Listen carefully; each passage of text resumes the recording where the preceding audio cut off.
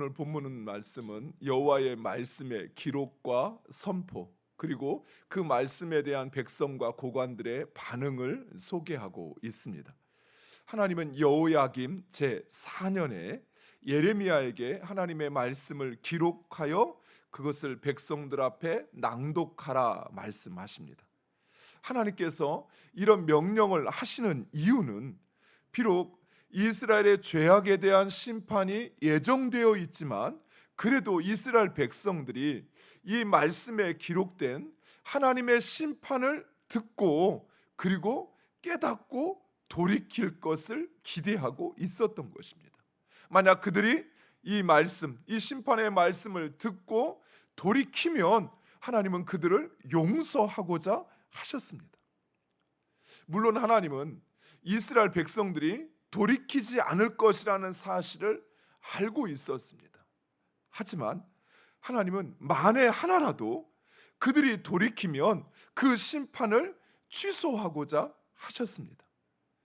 오늘 우리 성경에는 번역되지 않았지만 3절과 7절 말씀 히브리어 원문에 보면 울라이라는 부사가 기록되어 있는데, 이 울라이라는 말은 혹시 행여라도 라는 의미입니다.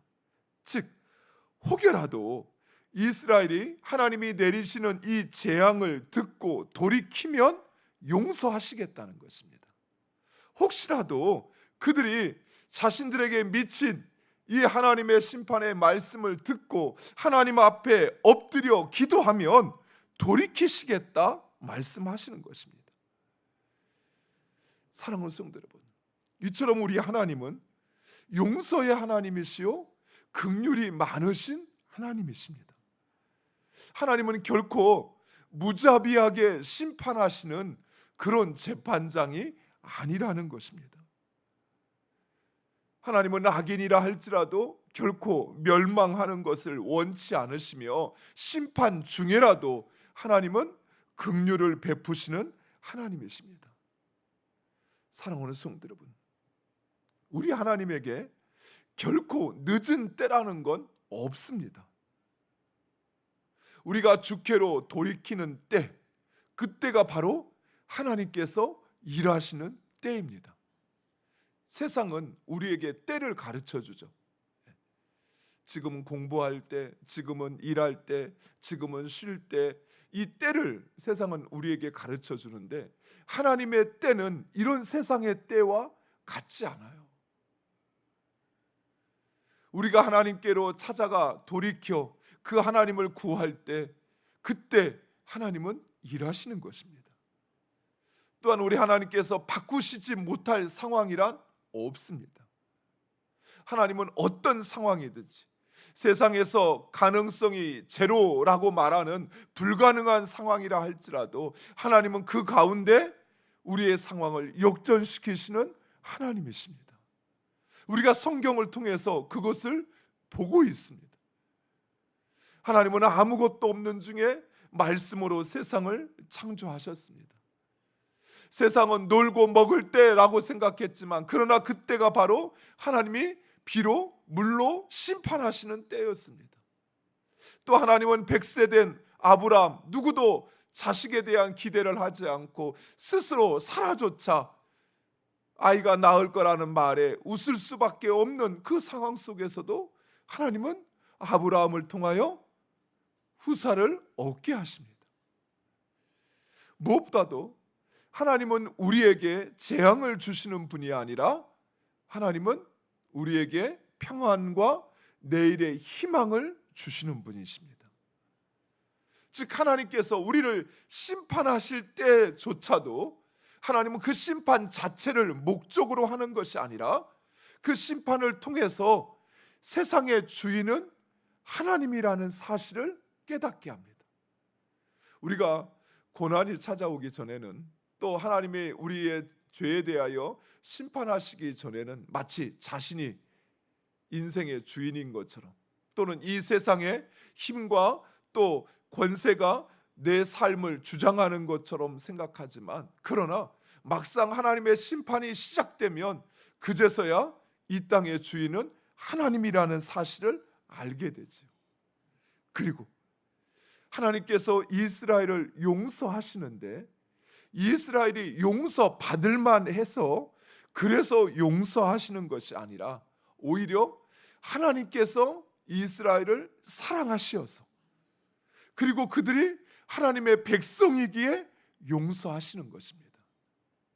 바로 여기에 우리의 희망이 있습니다. 이스라엘의 역사를 설교할 때 이스라엘이 멸망하고 70년 만에 바벨론에서 귀환할 때 귀환하기 전에 이스라엘 백성들이 엄청난 회개의 역사가 있었는가? 그렇지 않습니다. 성경을 자세히 보면 이스라엘이 바벨론에서 귀환하기 전에는 그런 회개의 역사가 없었어요. 오히려 이스라엘이 귀환한 다음에 에스라를 통해서 하나님의 말씀이 선포될 때 그때 이스라엘 백성들은 이 모든 일을 하나님이 하셨다는 사실 그리고 그들의 조상들이 범한 죄에 대한 하나님의 심판이었다는 사실을 깨닫고 그제서야 회개하는 것을 볼 수 있습니다. 그러면 이스라엘은 왜 돌아온 것일까요? 어떤 이유 때문에 하나님께서 이스라엘을 다시 예루살렘으로 돌려보내셨던 것일까요? 그것은 바로 오직 하나님의 긍휼하신 은혜였습니다. 하나님께서 이스라엘 백성들에게 약속하신 것을 지키시는 신실하신 하나님의 사랑에 근거하고 있다는 사실이에요. 사랑하는 성도 여러분, 우리의 희망은 거기에 있습니다. 내가 잘 살았으니까, 내가 이제 회개했으니까, 그러니까 하나님께서 나를 온전케 다시 회복시켜 주시겠지? 그렇지 않아요. 우리가 하나님 앞에 아무리 온전하려고 해도 빛이신 하나님 앞에 온전할 수 있는 사람은 단 한 사람도 없습니다. 만약 내가 회개했기에 내가 구원받았다라고 생각한다면 중요한 것을 놓치고 있는 거예요. 내 회개보다 우선하는 것은 바로 하나님의 긍휼하신 은혜입니다. 우리는 그곳에 우리의 소망을, 희망을 두어야 한다는 것이. 우리의 희망은 오직 하나님에게로부터 나옵니다. 그래서 우리는 그 하나님의 긍휼을 구해야 한다는 것입니다. 예레미야는 바룩을 통해서 하나님의 말씀을 기록하여 그것을 성전에서 낭독하게 합니다. 더욱이 마침 그때는 바벨론의 1차 침략으로 인해서 이스라엘 모든 백성들에게 금식이 선포됐던 때였습니다. 바룩은 먼저 백성들에게 하나님의 말씀을 선포하고 그리고 서기관들과 고관들에게 다시 하나님의 말씀을 선포합니다. 그런데 이런 하나님의 말씀에 대한 백성들과 고관들의 반응이 시원치 않습니다. 오늘 본문에 보면 이처럼 하나님의 심판에 대하여 낭독하는 하나님의 말씀에 대한 백성들과 고관들의 반응은 딱 한 가지로 기록되어 있습니다. 그것은 무엇이냐면 16절에 그들이 놀랐다라고 이야기합니다. 그런데 그 다음에 보여주는 고관들의 반응은 오히려 바룩에게 예레미야와 함께 멀리 피하여 숨어 있으라 라고 이야기합니다. 그들이 놀라는 것으로 끝나버렸다는 것이에요. 오히려 그들이 놀라고 하나님 앞에 회개하거나 또는 하나님 앞에 엎드려서 하나님의 긍휼을 구하는 것이 아니라 오히려 숨어 있으라 라고 이야기합니다. 당시 이스라엘 백성들은 분명히 금식을 선포하고 온 백성이 금식을 하고 있었다라고 이야기합니다. 이 금식은 이스라엘이 1년에 한 번은 하는 대속죄일의 금식이 아니었습니다. 지금 바벨론의 침략으로 말미암아 이스라엘이 위기 가운데 처한 것을 알고 예루살렘과 유다의 모든 성읍의 백성들이 스스로 하는 금식이었습니다. 그러나 그들의 금식은 단지 위기를 모면하기 위한 금식이었던 것입니다. 정작 하나님께로 돌이키기 위한 참 회개도 그리고 경건의 회복도 없었습니다. 사랑하는 성도 여러분, 하나님께서 원하시는 금식은 진정한 회개입니다. 단순히 우리의 곡기를, 우리의 생명을 필요한 것을 먹지 않는 것이 아니라 죄에서 돌이켜 하나님을 찾고 그리고 하나님을 의지하며 그 하나님을 섬기며 사는 것, 이것이 하나님이 원하시는 금식입니다. 또한 하나님이 원하시는 기도는 어떤 기도일까요? 우리의 기도는 무엇을 위한 기도입니다. 그러나 하나님이 원하시는 기도는 누구를 찾는 기도입니다. 우리는 무엇을 우리가 얻고자 하는 그것을 위해서 기도합니다. 그러나 진정한 기도는 하나님을 찾는 거예요. 나의 삶의 주인이 누구인가 하는 그 누구, 내가 의지하고 있는 그 대상, 그것을 내려놓고 나의 삶의 참 주인이신 하나님을 찾는 기도, 그 기도가 진정한 기도인 것입니다. 사랑하는 성도 여러분, 하나님을 섬기는 것은 단순히 우리 마음에 어떤 결단을 한다고 해서, 또 우리가 어떤 일을 한다고 해서, 또 어떤 프로그램에 참여했다고 해서 이루어지는 것이 아니라는 것입니다. 하나님을 섬기는 것은 지속적으로 하나님의 말씀과 기도를 통해 하나님과 소통하고, 그리고 하나님과의 나와의 관계를 점검하면서 회개할 것은 회개하고, 또 내가 순종해야 할 것은 순종하는 이 하나님과의 친밀한 관계가 유지되는 것이에요. 마치 부부가 결혼 3당 프로그램을 참여했다고 해서 그래서 이제부터 행복한 결혼 생활을 하시던가요? 부부가 가서 어떤 프로그램에 참여하면 그러면 그때부터 이제 우리는 행복한 생활 시작이야? 이렇게 되던가요? 아니죠.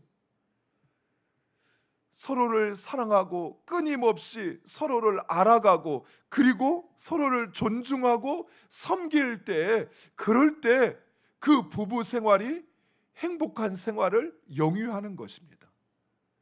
이처럼 하나님과 우리의 관계도 마찬가지입니다.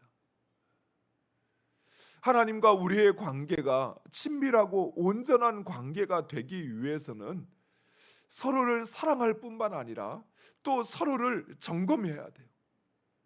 내가 정말 저 사람을 사랑하는 마음으로 행하고 있는 것인지, 나의 삶이 그 사람의 남편으로서 또 아내로서 적합한 삶을 살아가고 있는지, 때로는 잘못했으면 그때는 미안하다고 사과도 하고, 그리고 또 서로에게 필요한 것이 무엇인지를 살피면서 그것을 함께 이루어갈 때, 섬기고 베풀고 함께 해갈 때 행복한 결혼 생활을 유지할 수 있는 것입니다.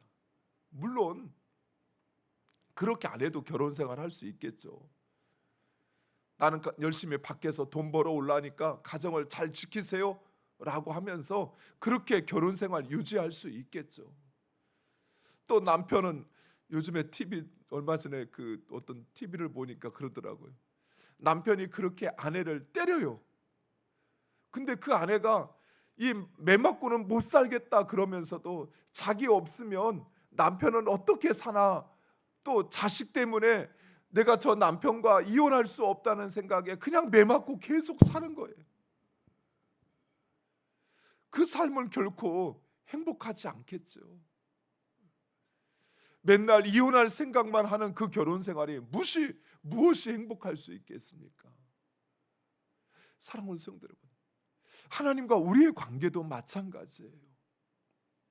하나님과의 더 깊은 사귐을 위해서는 더 깊은 기도와 말씀을 통해서 친밀해져야 돼요. 한번 내가 기도했다고 해서, 한번 금식했다고 해서 그래서 하나님과 나와의 관계가 친밀해지는 것이 아니라는 것이, 내가 그 하나님의 사랑을 알고 또 내 사랑도 하나님 앞에 표현을 하고 하나님께서 나에게 원하시는 것이 무엇인지를 내가 듣고 알고 그것을 행할 뿐만 아니라 또 기도를 통해서 내가 하나님께 원하는 것도 무엇인지 행여 내가 잘못 알고 있고 잘못 구하는 것이라면 또 그 하나님께서 나로 깨닫게 하시어서 그 하나님과의 온전한 관계가 유지되어질 때 우리의 행복한 신앙생활이 이루어지는 것입니다. 사랑하는 성도 여러분, 하나님과의 신뢰는 내적인 내 마음의 어떤 결심만으로 얻어지는 것이 아니라는 것입니다. 우리가 간혹 신앙생활을 내 마음속에 그래 이제부터는 주님 뜻대로 살아야지 하는 내 마음의 결단만 있으면 그 결단만으로 되어지는 것이라고 생각을 해요. 아니요, 그렇지 않습니다. 내 마음의 그 결단이 아니라 지속적인 하나님과의 소통, 즉 기도의 생활이 있어야 돼요. 또 그 하나님의 말씀을 듣고 그리고 그 말씀을 내 삶 가운데 순종함으로 살아냄으로써 하나님이 나를 향한 하나님의 뜻이 무엇인지를 알고 그리고 또 내 마음의 아픔과 또 고통과 그 하나님을 향한 내 마음의 원한도 하나님 앞에 고할 때, 기도할 때 그럴 때 하나님과의 우리의 관계가 친밀해지고 온전해져 가는 것입니다. 그런데 이게 힘들다고 이게 귀찮다고 하지 않아요. 반짝 어려움이 찾아올 때 하나님을 찾고 의지했다가 좀 괜찮아지면 어느 순간 그랬냐 싶을 만큼 하나님과의 뜸한 아주 서운한 신앙생활을 하면서 나는 여전히 하나님을 믿는다라고 생각을 해요. 모르겠어요. 그게 자신한테는 행복할 수 있을지 몰라도 우리 하나님에게는 결코 행복하지 않아요. 사랑하는 성도 여러분, 온전한 신앙생활이라는 것은 하나님과의 지속적인 소통과 그리고 그 사귐을 통해서만이 가능하다는 사실입니다. 하나님을 찾아야 돼요. 그 하나님을 만나야 돼요. 그리고 그 하나님의 뜻을 깨닫고 또 내 원함을 하나님 앞에 고하고 그리고 그 하나님의 뜻 가운데 내가 순종하며 또 내 삶에 일어나는 그 모든 것 하나님 앞에 아뢰고 함께 행할 때 그때 비로소 진정하고 온전한 신앙생활이 가능한 것입니다. 사랑하는 성도 여러분, 하나님은 바로 그런 관계를 우리와 맺기를 원하셔요. 그래서 우리를 인류에 있는 수많은 사람들 가운데서 택하시고 사랑하시어서 우리를 그 하나님의 자녀 삼아 주셨습니다. 하나님과의 온전한 신앙생활을 통해서 하나님과의 아주 행복하고 또 복된 삶을 살아가는 우리 모두가 되기를 간절히 축원드립니다. 기도하겠습니다. 아버지 하나님 감사합니다.